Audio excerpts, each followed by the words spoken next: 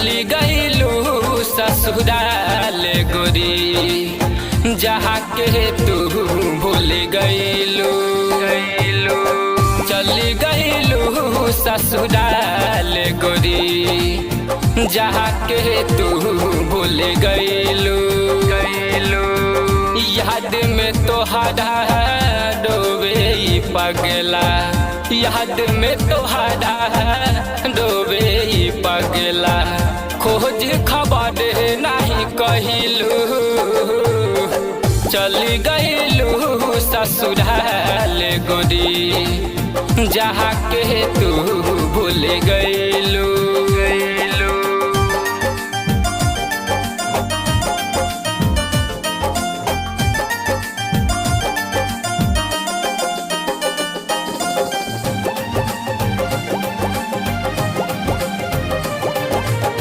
वादा कसम सब तोड़ी के गईलू, खुश बहारू तू दूसरा के पहके। तोहरा बिना भी रहने बजिनगी, देखिल नहीं हद में तू आके। पहिले तोहर दम जो हत रहलू, अब काहे जाने दई होई गईलू। चली गईलू ससुराल गोरी, जहाँ के तू भूल गईलू। चली गईलू ससुराल गोरी, जहाँ के तू भूल गईलू।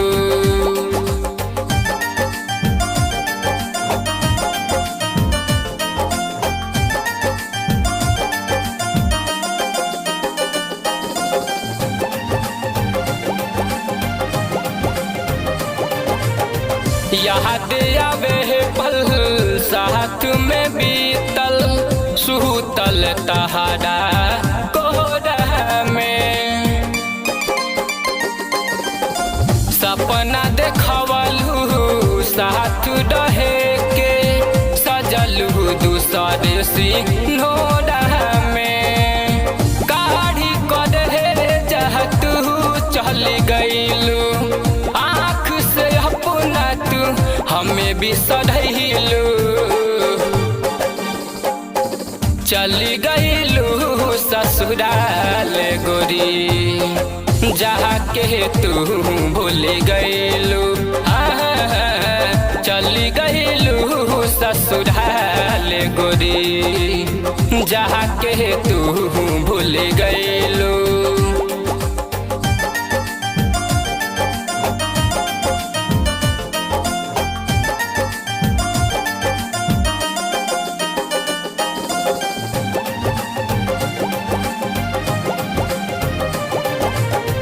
किस्मत यही सन मरल बाटो कर, हम डोई दिल कहबो संभरी ना।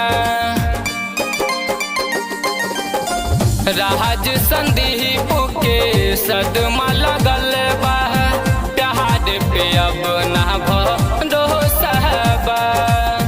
हंसत जिंदगिया में अगिया लगैलू, कहे रंजित हद जाई होई गईलू। चली गईलू ससुराल गोरी, जहाँ के तू भूल गईलू। चली गईलू ससुराल गोरी, जहाँ के तू भूल गई।